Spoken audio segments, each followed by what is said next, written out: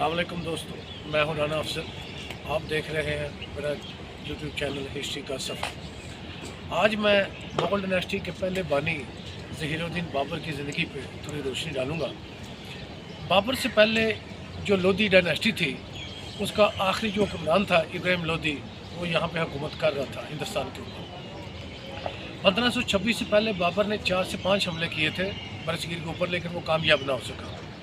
फिर 21 अप्रैल 1526 को पानीपत के मैदान में इब्राहिम लोधी को शिकस्त देने के बाद उसने मुग़ल डायनेस्टी की बुनियाद रखी। 21 अप्रैल 1526 को बाबर ने जब हिंदुस्तान को फतह किया तो बाबर ने अपनी ज़िंदगी में 4 जंगें लड़ी थी। सबसे पहले पानीपत, उसके बाद खानवा, फिर चंदेरी, फिर घाघरा। पानीपत की जो जंग थी वो इब्राहिम लोधी के ख़िलाफ़ थी। जो कनवाहा की जंग थी वो राणा संग्राम सिंह के ख़िलाफ़ थी। और जो चंदेरी की जंग थी वो मैदनी राय के ख़िलाफ़ थी। और जो घाघरा की जंग थी वो महमूद लोधी, जो भाई था इब्राहिम लोधी का, उसके ख़िलाफ़ थी। बाबर के हमले से पहले थोड़ा सा मैं आपको एक बस मंजर भी बताना चाहता हूँ हिंदुस्तान का। इसमें जो राणा संग्राम सिंह, जो राजपूत हुक्मरान था, कछवाहा राजपूत था, उसने महमूद लोधी और दौलत लोधी, जो पंजाब लाहौर का हुक्मरान था, इन्होंने मिलकर ख़त लिखा था इब्राहिम लोधी इसको, बाबर को, कि इब्राहिम लोधी एक ज़ालिम बादशाह है और हमारी इससे जान छुड़ाई जाए।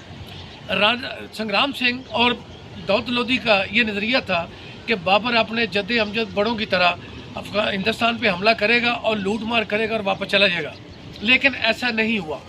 पानीपत की जंग के बाद बाबर ने मुग़ल डायनेस्टी को फाउंड किया। राणा संग्राम सिंह को खानवा की जंग में उसको भागना पड़ा और उसने जहर खा के खुदकशी कर ली। उसके बाद जो 2 बड़े लीडर थे, मैदनी राय और महमूद लोधी, उनको चंदेरी और घाघरा की जंग में शिकस्त देने के बाद मुग़ल डायनेस्टी को फाउंड किया। बाबर की सबसे खूबसूरत बात यह थी कि इसने किसी जगह भी हमला नहीं किया। बाबर ने टोटली डिफेंसिव होकर हमले किए, जंग किया। उसकी वजह यह थी कि बाबर ने जब हिंदुस्तान पे हमला किया तो इसकी जो फ़ौज की तादाद थी, टोटल 15,000 फ़ौज थी। आप यहाँ से अंदाज़ा कर लें कि कितनी प्रोफेशनल बेदों पर इसने जंग लड़ी थी। पानीपत की जंग में इब्राहिम लोधी की जो फ़ौज थी, उसकी जो तादाद थी 1 लाख थी, और जो बाबर था, इसकी जो फौजियों की तादाद थी वो 15,000 थी। लेकिन टेक्निकली इतना कमाल की जंग लड़ी थी इसने कि इब्राहिम लोधी को भागना पड़ा। और इसका जो बहनोई था मिर्ज़ा खलीफा बेग, उसने इब्राहिम लोधी का सर काट के बाबर को पेश किया था। बाबर ने जब मुग़ल डायनेस्टी को फाउंड कर लिया तो इसको थोड़ी सी प्रॉब्लम भी पेश आई, क्योंकि बाबर ने टोटल 4 साल हुकूमत किया हिंदुस्तान के ऊपर, 1526 से लेकर 1530 तक। इसके बाद इसका बेटा हुमायूं आता है। हुमायूं के बाद में करेंगे, अभी सिर्फ मैं बाबर की बात करूंगा। बाबर ने जब टोटली कैप्चर कर लिया शुमाली हिंदुस्तान को, तो इसने सबसे पहले ये किया कि अपनी हुकूमत को कंसोलिडेट करने के लिए मुज़ाकरात शुरू किए मुख्तलिफ राजाओं के साथ। लेकिन ये बाबर की एक कमज़ोरी ये थी, ये किसी पे इतबार नहीं करता था, और इसका बाद में इसको खमियाजा भी उठाना पड़ा जब ये बीमार हुआ। बाबर ने टोटल जब इसको आगरा को कब्ज़े में कर लिया तो जो इब्राहिम लोधी की वालदा थी, उसने एक कुक था अहमद नामी, उसको खरगोश के गोश्त में जहर डाल के दिया था।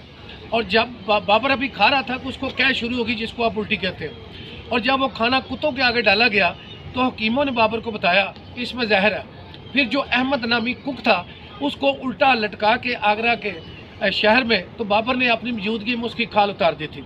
और क्योंकि इसमें इसकी वालदा इन्वॉल्व थी इब्राहिम लोधी की, तो उसको फिर आगरा के किले से गिरफ्तार करके उसको काबुल जलावतन कर दिया गया।